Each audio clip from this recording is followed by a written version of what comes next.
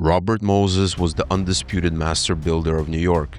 He reshaped the city by creating a modern system of parks, parkways, bridges, and beaches that fueled one of the greatest urban transformations in American history. His key to power was his ability to get things done. Robert Moses had more power than any urban figure in American history. The greatest fair ever constructed by man. President Robert Moses can take pride in their schedule. Robert Moses, planner, builder, a man with a vision.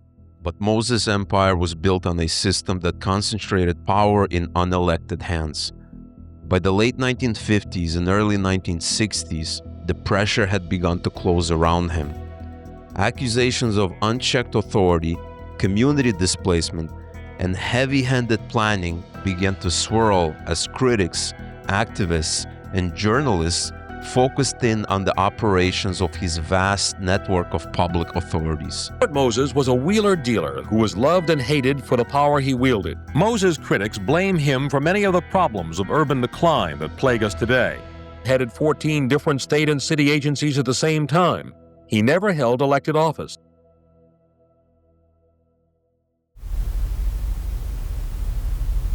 Robert Moses was born in New Haven, Connecticut in 1888 into a wealthy German Jewish family. From early on, his parents taught him that the gifted should lead and society runs best when guided by elites. Moses learns to trust experts over crowds. To him, systems deliver progress, while democracy's emotion and disorder only slow it down. The concept of structure and obligation was the creed of Robert Moses' youth. He was born into an environment of exceptional wealth, where his family's fortune was equivalent to over 30 million in today's money. This wealth provided the springboard for his ambition and gave him the freedom to dedicate his life to public service without needing a paycheck for many, many years. His years at Yale, Oxford, and Columbia further cement his belief in pure meritocracy, government run by the best educated minds, preferably people like him. He views cities as systems that are ripe to be solved. It's this drive for order and progress that will fuel everything he does. For now, his idealism feels clear and untested, but soon he will leave classrooms for Albany, where these orderly theories will collide with a world far less tidy than the one he imagines. Fresh from Oxford and Columbia, Moses joins the Bureau of Municipal Research, believing government can be engineered into order. He writes reforms with the certainty of someone who thinks logic alone can clean a city. But City Hall isn't playing the same game. His bill comes back gutted, protections stripped, language twisted, purpose erased. His memos go unanswered, his logic ignored. In one quiet blow, he learns that power doesn't argue with good ideas, it buries them. The defeat hits harder than he expects. For the first time, Moses feels how helpless idealism is when the machine chooses not to listen. Moses began his career deeply committed to the idea that good government could be engineered with care and clarity. But after watching his early civil service reforms get reshaped by politics, he came to a quieter realization. Ideals alone wouldn't carry change through Albany. From here on, he would pair conviction with the ability to act. Late one night, he rereads a line he once underlined without thinking. The great end of life is not knowledge, but action. Sound conclusion. That doesn't mean that there isn't plenty of room in the world for philosophers, but all we need is doers, and people can get things done, and not people who just talk about them. This time it lands like a warning. The room goes still. He realizes the system he trusted will never move just because he believes it should. Moses realizes his ideas need force behind them, not admiration. What he lacks is an ally. He needs someone whose instincts can carry his structure into the world.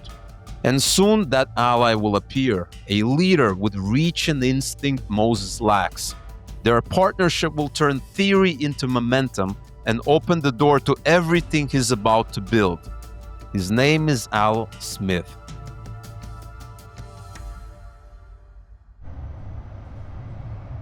Behind Al Smith's warm smile and firm handshake is a man forged by the Lower East Side's grit. Noise, struggle, and survival shape his instincts. Hardship pushes Smith forward early. After his father's death, he leaves school to support his family, learning politics through street fights, unions, and real crises. Those instincts carry Smith through New York politics with remarkable speed. His wit, empathy, and connection to ordinary people lift him from the streets to the governor's office. You want to call it getting away from the reformers is when I met Smith, what I consider to be the basic thing. Together, they click. Moses supplies precision, Smith supplies reach. Each covers the other's blind spots, forming a partnership powerful enough to reshape the state. Smith behind them, Moses' ideas ignite.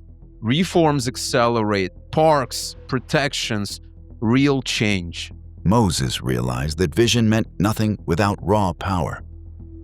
Governor Al Smith recognized Moses' unmatched command of state law and permitted him to draft the legislation for the Long Island State Park Commission.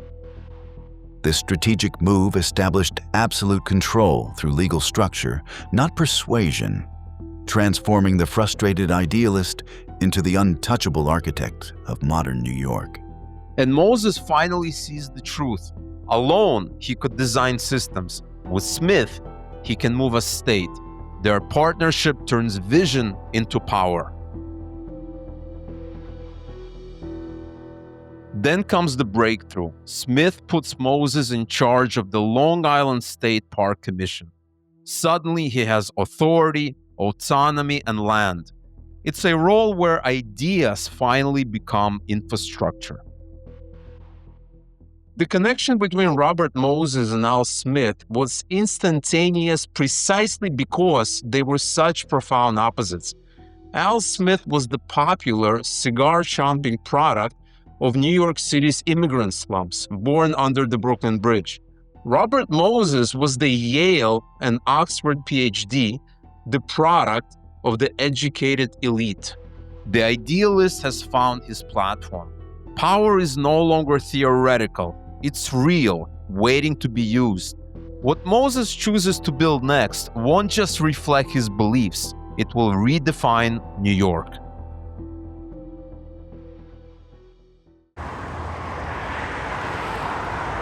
In the 1920s, America surges into the age of the motor car. Roads promise freedom, momentum, and a new kind of public life. And suddenly, citizens expect the state to turn that freedom into real progress. A new era of infrastructure begins to take shape. But the progressive era is fading.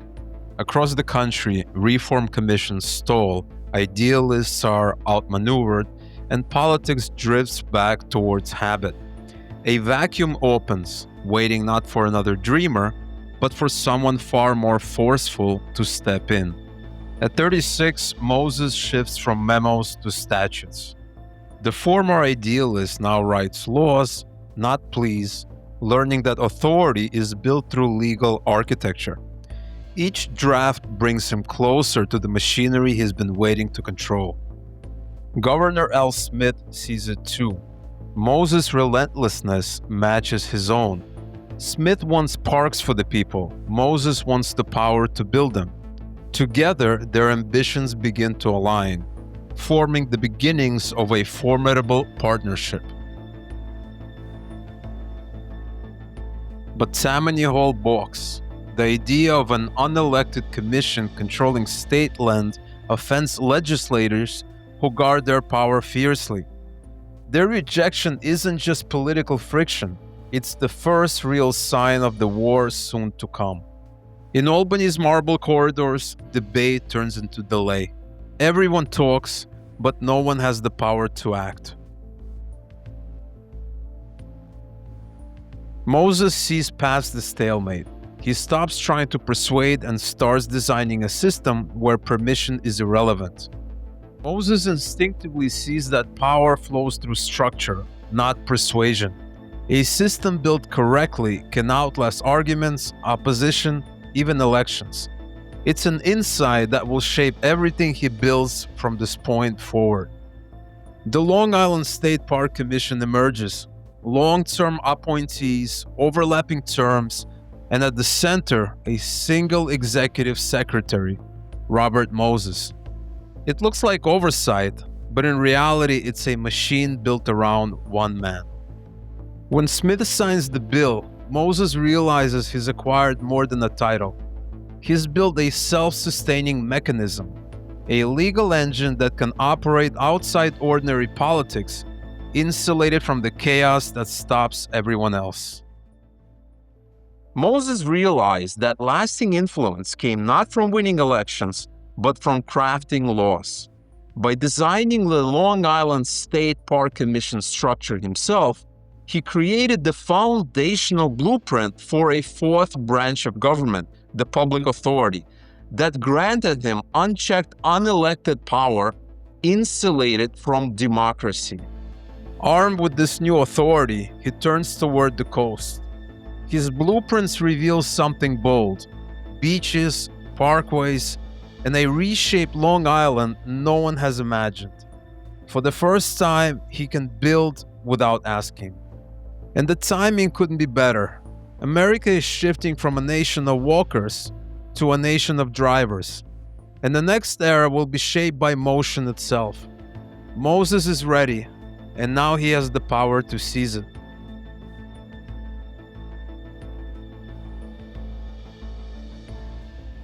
America roars into the age of the automobile. Urban families long for air, light, and motion beyond crowded tenements. A new appetite for escape that will soon shape everything Moses builds. Car ownership surges. Sunday drives become ritual, and politicians scramble to offer routes out of the city. The demand for parkways rises fast, and Moses is already mapping their future. Moses unveils a sweeping vision: linked parkways and beaches stretching across Long Island, engineered as a single state-built system. It's not just a proposal, it's a blueprint for a new way of living. But wealthy Long Islanders push back. Their estates block surveyors, gate access, and stall his plans. For the first time, Moses meets resistance, not from politics, but from privilege itself. Moses shifts from negotiation to strategy. He presents alternate routes that cut closer to their property lines, reframing the stakes entirely, and suddenly signatures begin to appear. With land secured, bulldozers roar to life, earth moves, bridges rise, and by 1929, Jones Beach stands finished, a massive public triumph carved from dunes and determination. Jones Beach is a hit. The praise shows Moses something clear: when you build parks, people see you on the right side. Jones Beach was a triumphant success.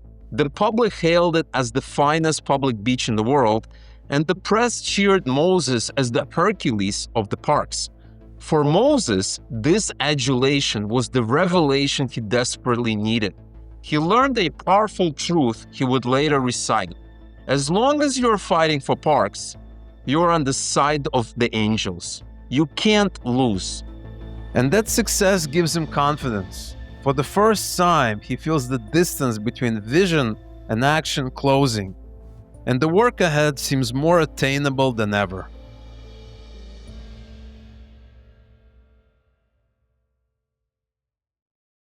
The Great Depression of 1933 freezes New York. Half-built bridges sit suspended over cold water, monuments to ambition brought to a halt. The city is paralyzed. But where others see paralysis, Moses sees design. A crisis this deep demands a new kind of system, one that funds itself when no one else can. And slowly, the idea begins to take shape on his desk. He invents something radical, a public benefit corporation financed by future tolls. Build now, pay later. No legislative votes, no new debt approvals, a financial engine with its own fuel, and Moses holds the ignition key. A public benefit corporation like the Triborough Authority is a quasi-government. It issues its own bonds, keeps toll revenue off the city's books, and reinvests the surplus into more projects. That means it can build without annual appropriations or voter approval. Money flows from tolls to bonds to constructions in a loop that legislators and taxpayers rarely touch. Laugh. Legislators call it reckless. The skepticism is loud, cutting, and predictable. But their doubts only sharpen the contrast between what everyone else sees and what Moses is determined to prove. When Washington pushes back, Moses calls it interference. He argues that New York, not Washington, knows what needs to be done, and he presents himself as the one keeping it on track. The Triborough Authority marked a turning point in how infrastructure could be funded. By linking toll revenue directly to new construction, Moses helped create a financial loop that allowed projects to move without waiting for annual legislative approval. It was a structural innovation that gave New York a new degree of flexibility and gave Moses a powerful administrative tool.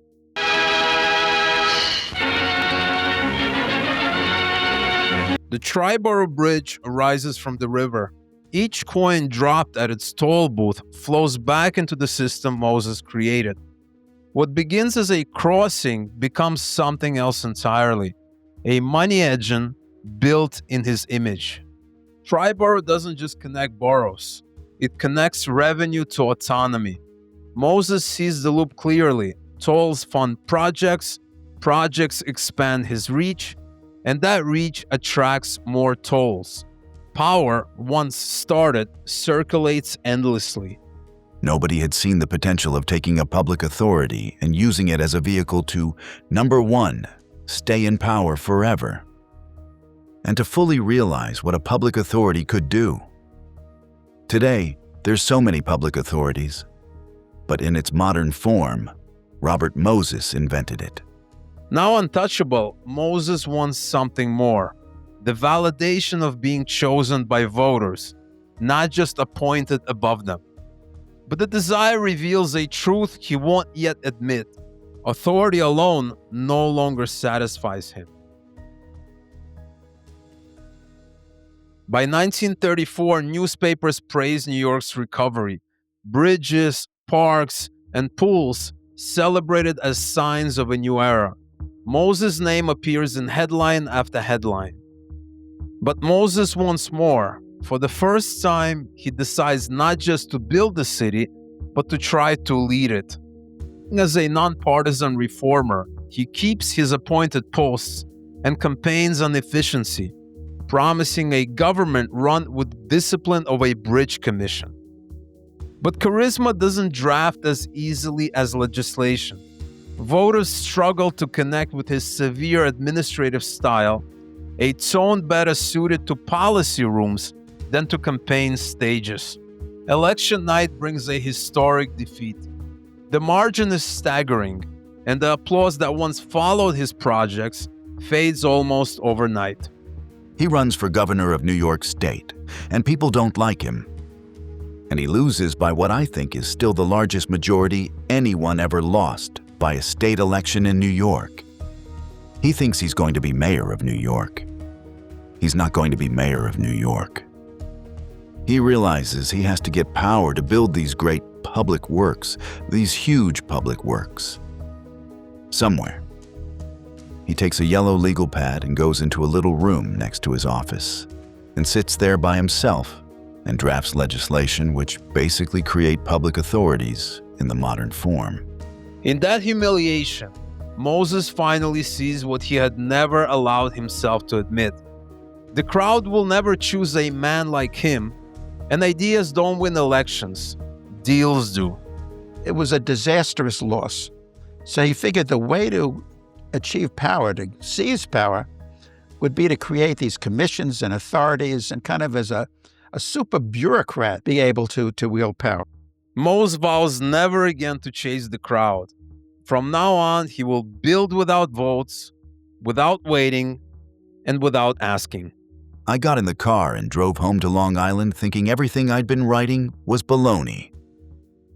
I assumed power in a democracy comes from the ballot box.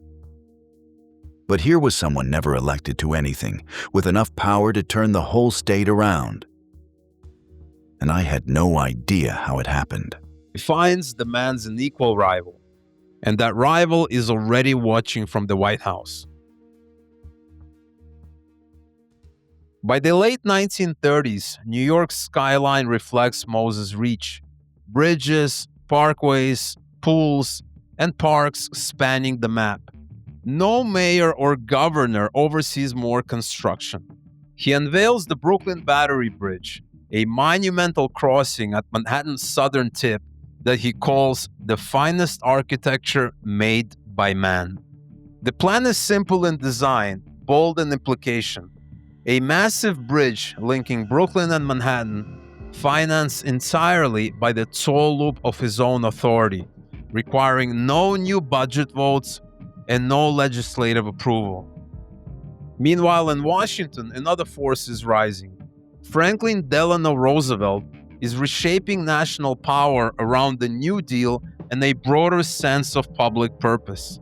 Born into privilege, shaped by illness, and elevated by the New Deal, Roosevelt believes government must serve the common good through collective action. Unlike Moses, who concentrates power in one decisive executor, Roosevelt trusts systems, oversight, and moral stewardship. Roosevelt grows wary of Moses' independence and sends Interior Secretary Harold Ickes to scrutinize his expanding authority. The two reformers now face each other from very different vantage points. As opposition mounts from preservationists, naval planners, and New Deal officials, the dispute reaches the president himself. Roosevelt sees a bridge in a strategic harbor and a man whose power is no longer anchored to electoral consent. The conflict reaches new heights. Across the city, newspapers, neighborhood groups, and civic leaders react at once. Roosevelt's administration argues that a massive bridge at the harbor's mouth would obstruct naval access, compromise coastal defense, and crowd approaches to the Brooklyn Navy Yard, risks the White House is unwilling to accept as global tensions rise. For the first time, he loses to a power greater than his own. The bridge is scrapped in favor of a tunnel, and the master builder is reminded that even his designs have limits. If the reformers had looked at the Battle of the Battery Crossing in a broader perspective, however, they would have been holding not a victory luncheon, but a wake. For in such a perspective, the significance of the battle in the history of New York City, the key point about the fight and its significance for the city's future, was not that the president had stepped in and stopped Robert Moses from building a project that might have irreparably damaged the city. The key point was that it had taken the president to stop him. But the setback doesn't weaken him, it refocuses him. The next time he wields power, it will not stop at rivers. It will cut through neighborhoods and the lives inside them.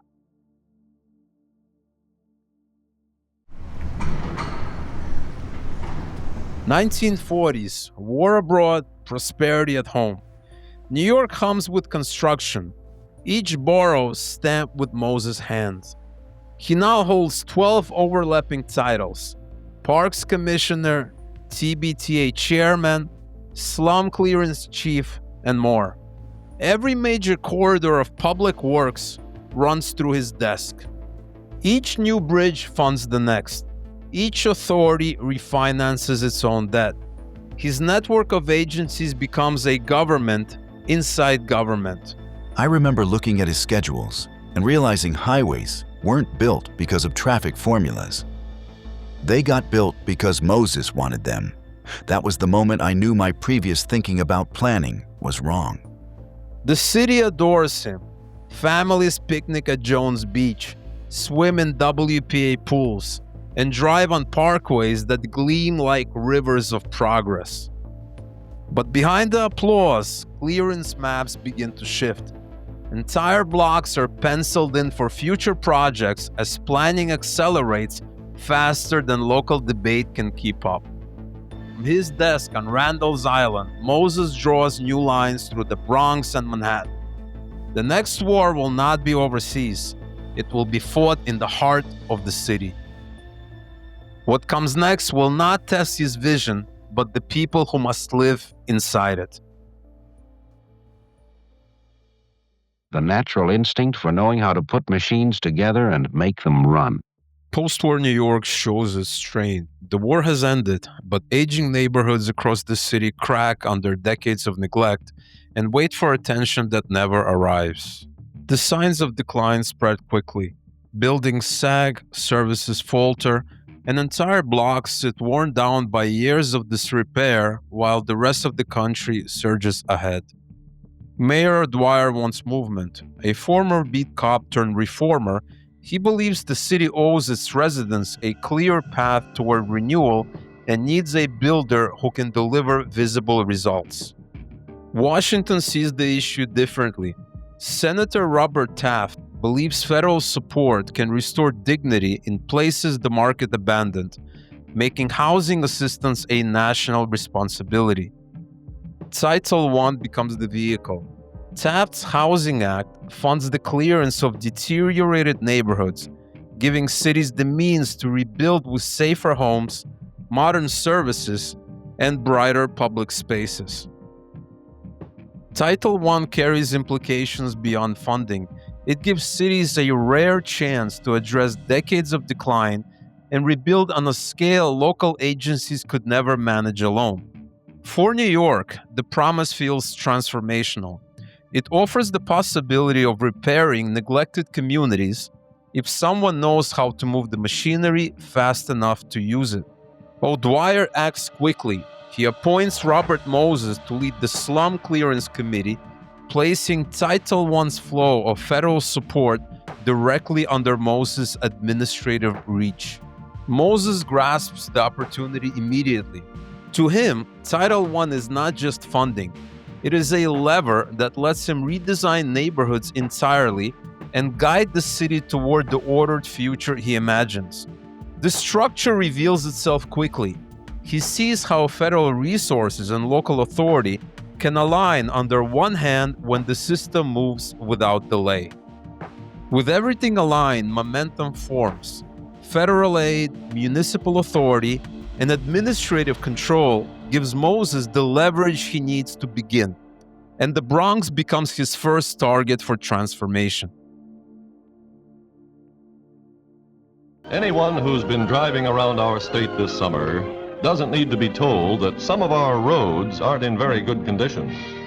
1952. The Bronx braces for change. The Cross Bronx Expressway, designed as a straight corridor through tightly packed streets, pushes toward long-established neighborhoods. Moses now serves as New York's principal builder. His portfolio spans parks, housing, bridges, and highways, giving him influence that surpasses many elected officials. The route, small shopkeepers begin packing their storefronts. Many prepare to relocate businesses that have anchored their blocks for decades. Nearby, families load their belongings into trucks and stairwells. With little relocation guidance, they face an uncertain search for a new place to live. Moses insists the expressway must run straight. No curves, no compromises. Engineers warn the alignment will displace 1,500 families, but he argues the direct route will benefit the entire city for generations. Construction begins before every tenant has moved. Explosions echo down Tremont Avenue as belongings spill into hallways, stairwells, and crowded sidewalks. A resident watches her building fall from the stairwell. Across the borough, thousands begin searching for new homes at once, overwhelming families and the city alike. Outrage spreads quickly. Streets open into trenches. Neighbors scatter. And long-standing blocks fracture while construction teams press forward on the city's larger traffic plan. Moses sees the turmoil but keeps his focus on the design. He believes the disruption is temporary and the improvement permanent, a trade-off he views as necessary for the city's long-term growth.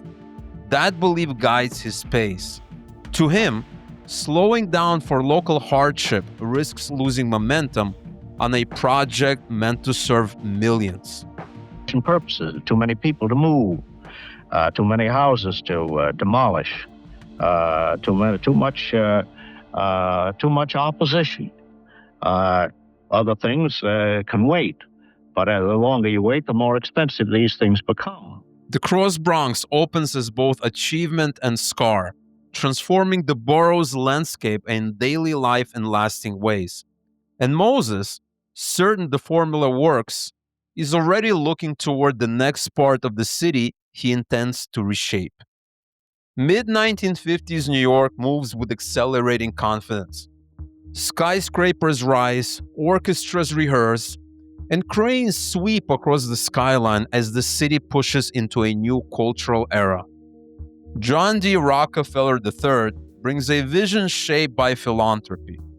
He believes great cities need shared cultural spaces and imagines an American arts district to match the world's finest. Lincoln Center becomes their shared project. Rockefeller supplies the funding and prestige, while Moses provides the machinery that turns plans into construction with unprecedented speed. Building the new complex requires immense space. Entire blocks of San Juan Hill, home to long-established families and businesses, are cleared to make way for the cultural district. North of the Stillman House settlement, where Black nurses help provide health care to locals, where children played under clotheslines. The contrast is striking. A neighborhood with its own rich character dissolves so a new vision of civic culture can rise in its place. From the cleared land, a grand plaza begins to form. Marble colonnades, fountains, and theaters rise in sequence. And the press recasts Moses as not just a planner, but the architect of New York's cultural rebirth. Lincoln Center gave Moses something he'd never had before: cultural authority. Roads and bridges brought efficiency, but opera houses and plazas brought prestige. To the city's elite, it elevated him from master builder to civic visionary, a man shaping not just how New Yorkers moved, but how they saw themselves. Moses' influence expands far beyond culture. With the New York State Power Authority under his control, he now oversees highways, parks, bridges, housing, and energy, coordinating the work of tens of thousands across the region. As cultural monuments rise beside sweeping infrastructure, Moses' authority reaches deeper into the city's daily life and identity, shaping everything from its traffic patterns to its civic imagination. And the next challenge will confront the very limits of the power he believes cannot be questioned.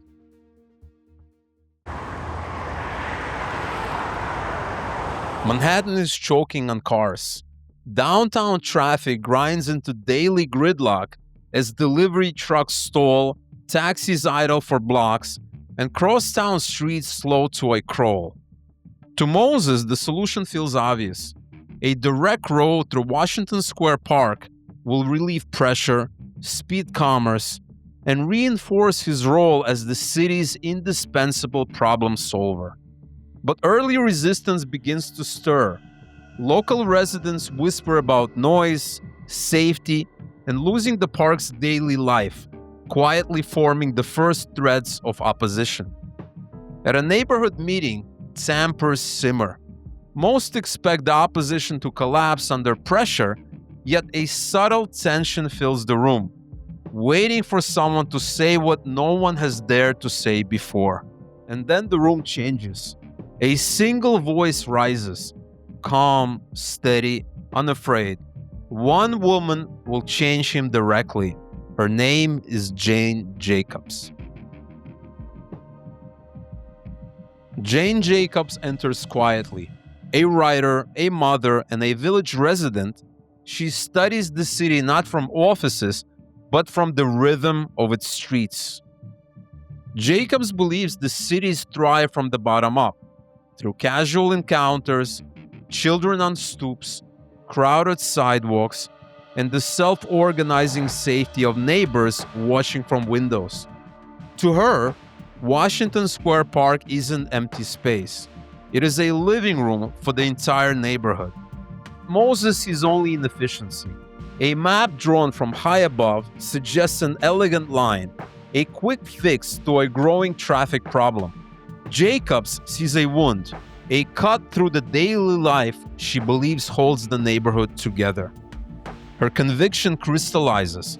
If the road is built, the park will vanish, and the community that gathers around it will lose its center of gravity. She feels the weight of the moment, sensing this fight will define more than a single park. Jacobs begins to organize. She speaks with neighbors, drafts letters, and builds a coalition of mothers, artists, professors, and local shopkeepers. The movement starts small, but its momentum grows far faster than anyone expects. By the time the next hearing arrives, she is no longer standing alone, and the crowd behind her is ready to challenge the most powerful builder New York has ever known. The hearing room fills quickly. Mothers with strollers, artists with sketch pads, professors with letters in hand, each ready to defend the park. What began as a neighborhood concern is becoming a civic chorus. Then Moses enters with certainty. When Jacob's coalition challenges the plan, he snaps back with disdain, dismissing them as a bunch of mothers. The insult detonates in the room. Not fear, but courage. The reaction is immediate. Outrage surges through the chamber as residents rise one after another, unified and steady. Letters flood City Hall, and even Eleanor Roosevelt lends support. Proof that this movement carries moral weight. Inside the mayor's office, the pressure intensifies. Robert Wagner reads the letters, hears the protests, and senses a force he cannot ignore. The city confronts a defining choice: progress by bulldozer or progress by community. And then the break arrives. Wagner sides with the neighborhood, canceling the road outright. For the first time, Robert Moses is defeated, not by Albany or Washington, but by the people directly in his path. Deep inside, Moses grapples with a new truth. A neighborhood has succeeded where presidents and governors never had. News spreads quickly. In cafes, classrooms, and shop fronts across the village, people marvel that the impossible has happened. Moses' project has been stopped cold. For decades, Moses' power felt absolute, an inevitability that reshaped the city without pause. But Washington Square cracks that image, revealing that even the master builder can be challenged. Jacob's coalition feels a surge of confidence. The victory is emotional as much as practical, proof that neighborhoods can organize, push back, and win against entrenched authority. Inside city government, the political ground shifts. Officials reassess Moses' unchecked control, sensing that public patience and the mayor's loyalty may not be infinite after all. But Washington Square is only the beginning. Ahead looms a far larger battle, one that will carve through entire neighborhoods, displace thousands, and echo across the city's history. And this time, The stakes will be measured not in trees, but in homes. And on steps of New York City Hall, Mayor O'Brien greets city heroes. The city's momentum feels uneven. After years of rapid expansion, New York faces new political pressures that leave Moses searching for his next stage. He needs a win. The World's Fair offers spectacle, visibility, and a chance to reassert his influence beyond the shifting tides of City Hall.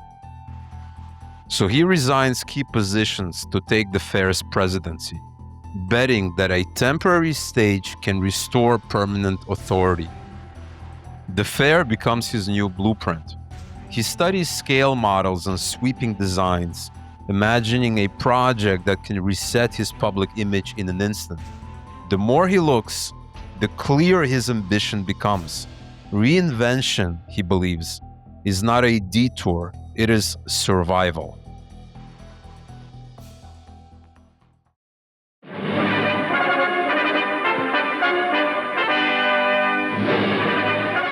Its machinery grows quickly.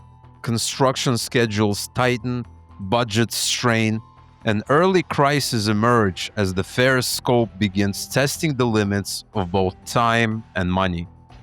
Behind the scenes, warning signs multiply. Rising costs, frayed partnerships, and political doubts attach themselves to the fair like static, signals that the stage he chose may not be as steady as he imagined. And the deficit looms in the background, waiting to be used by anyone looking for leverage. In Albany, one man is already measuring the opportunity: Nelson Rockefeller. For decades, one tactic preserved Moses' authority. Whenever pressure mounted, he threatened to resign all his posts, confident no one would dare accept. But the political landscape has shifted. Rockefeller is consolidating power, and the fair's early financial tremors give him reason to question Moses' grip on the state. Moses plays the card again. He issues his familiar ultimatum, expecting the ritual to end as it always has, with reassurance and renewed deference. Rockefeller responds without hesitation. He accepts the resignation immediately. No bargaining, no delay, just a single decisive break from the past. He threatened to resign. The state of New York couldn't continue. And then Rockefeller wouldn't take his bait. By the early 1960s, the strategy Moses had relied on for years, offering to resign to assert leverage, no longer carried the same weight. When he used it again during a dispute over state consolidation, Governor Rockefeller accepted immediately. It marked a shift in the political climate. Moses' influence was still substantial, but no longer untouchable. For a moment, the room stands still.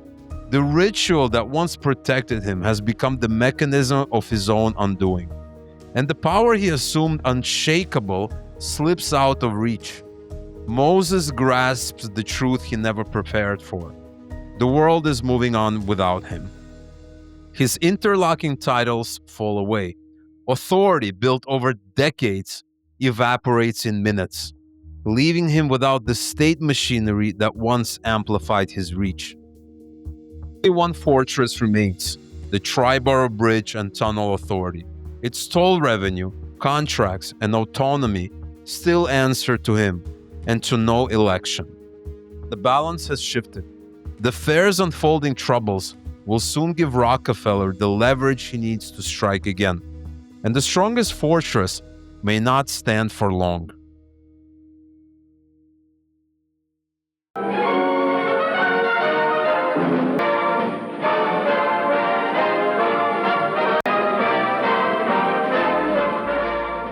The fair opens with dazzling pageantry.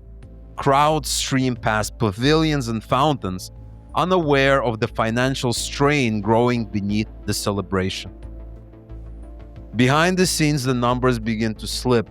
Attendance projections soften, costs climb, and quiet conversations inside boardrooms hint that the ledgers may not survive the season. The myth of flawless execution starts to crack. To Moses, numbers have always proven the worth of his vision, anchoring the public narrative that he never miscalculates. But the fair exposes something deeper.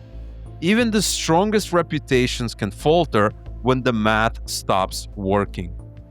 Then the deficit becomes official.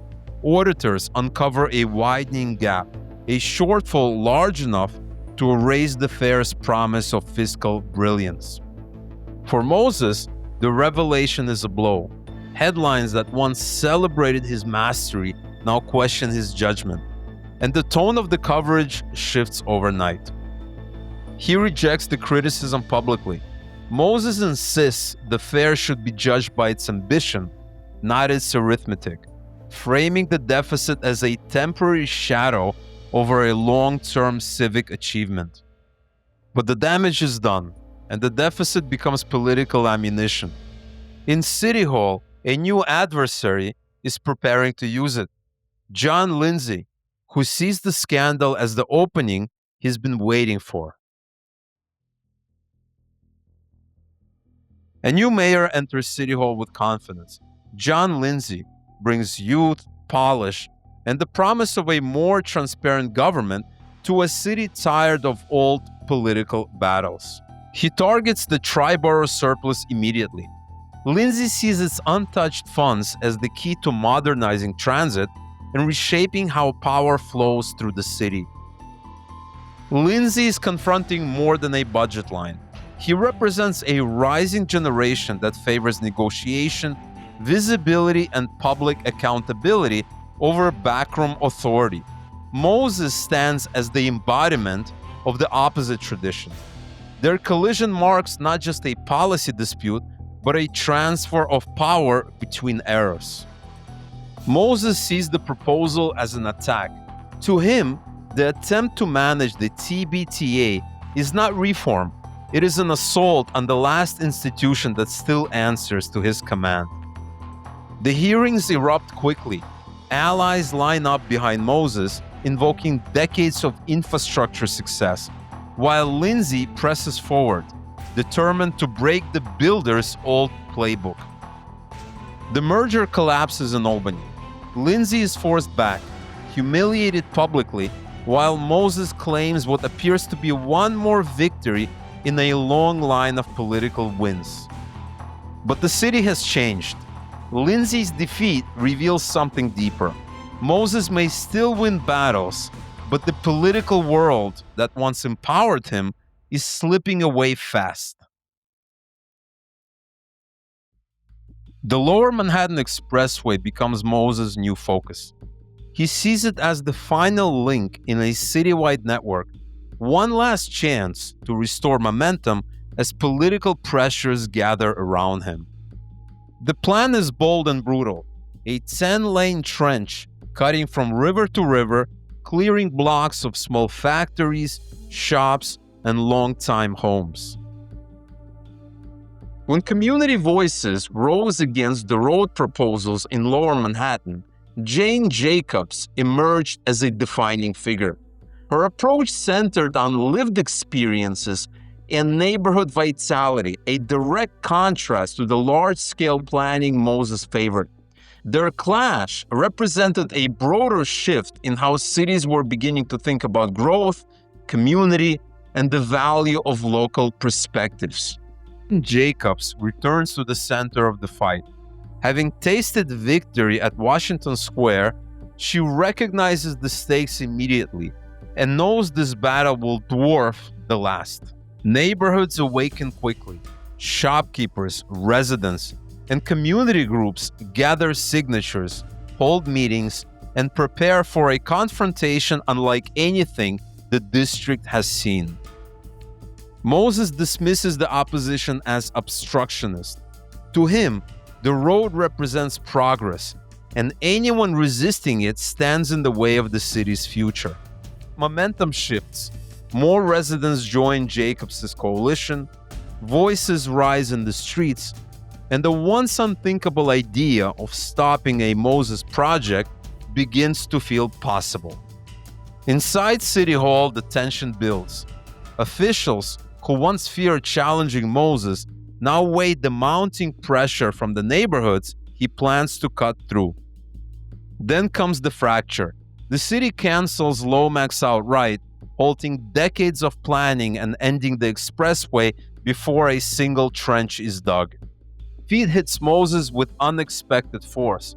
A project he saw is inevitable is undone by people he once believed held no real power. He feels the city is slipping from his grasp. Projects that once bent to his will now move without him, driven by voices he never expected to matter. The authority he spent 4 decades building begins to loosen. And for the first time, he confronts a future where he is no longer the engine of New York's progress. The city shifts its attention elsewhere. Editorials question whether one man should shape so much of New York, and the public begins reconsidering the authority they once accepted without pause. Private loss soon follows public defeat. Mary Moses passes away, and the steady presence that once anchored his life disappears, leaving him more alone than the city ever has. But the final blow is still ahead.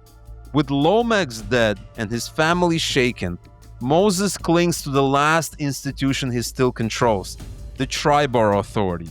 Albany, however, is already preparing the move that will take even that away. By the late 1960s, the cracks are visible. The World's Fair deficit lingers, LOMEX has collapsed under public pressure, and the city's politics shift toward oversight rather than unchecked authority. Seeing an opening, Nelson Rockefeller convenes his aides to finalize a plan, merge the Tri-Borough Bridge and Tunnel Authority into a new statewide Metropolitan Transportation Authority. This pushes back hard. He argues the TBTA is profitable, disciplined, and essential, warning that folding it into a larger transit body will unravel decades of careful management. But Rockefeller holds an ace in his hand. TBTA bonds require approval from trustees aligned with his brother David at Chase Manhattan. Political leverage in Albany and financial leverage on Wall Street now converge in one place Moses cannot reach. In all the times I'd talked with Moses, I had never heard him sound discouraged until then. It told me how much the pressure was finally getting to him. Moses feels the ground shift beneath him. If the TBTA is absorbed into the new transit authority, the fortress that protected him for decades becomes just another office he cannot command. For the first time, the real threat is not a rival. It is the realization that a single structural change can dismantle everything he built. He warns that the merger will weaken the city's finances, but his objections land against a landscape reshaped without him. The era of solitary builders and autonomous authorities is fading, replaced by integrated systems, shared oversight, and a public no longer willing to trust one man with so much power. As much as I felt one way about Moses, I remember feeling really sad for him. He still had ideas, still looked at Fire Island and thought about highways. But he was desperate for someone to tap him, and no one was calling. Then the moment comes. With a single signature, Rockefeller dissolves the TBTA's independence, pulling its tolls, bonds, and authority into the new MTA. The machine that protected Moses for decades vanishes in an instant. Moses stands alone in his former TBTA office, running a hand across the polished desk before walking out. His authority ends not through a rival's coup, but through a transformed system, new rules, new expectations, and a city that has moved beyond them. His bridges still stand, but a new voice is preparing to question what they cost. Moses enters his final years without a command or a staff. For the first time in decades, the city moves forward without needing his direction. He turns to television to stay visible, but refusing to wear hearing aids, he strains to follow interviews, and viewers see confusion where confidence once stood. He publishes a memoir meant to reclaim the narrative. Yet the book reads less like a reflection and more like a brief, earnest, defensive, and unwilling to revisit the choices that defined his rise. His circle begins to thin. Deputies retire, longtime allies drift away, and familiar desks fill with new names who owe him nothing. He realized that the system no longer revolves around him, and the network that once amplified his power dissolves into a quieter world he can no longer command. In his later years, Moses struggled with the transition away from public authority. His identity had been shaped by decades of responsibility and control, and stepping back left a void he found difficult to fill. The world was changing, and the methods that once defined them no longer carried the same influence. Even his old haunts seemed to let go. At Jones Beach, the table once reserved for him is reassigned, and the places that once echoed with his presence now continue untouched by his absence. He drives the parkways he built, tracing the curves that shaped a generation. But the roads carry strangers now, commuters who know the infrastructure, not the builder who willed it into being. Across the city, another figure studies his files, interviews his former aides, and assembles the story behind the concrete.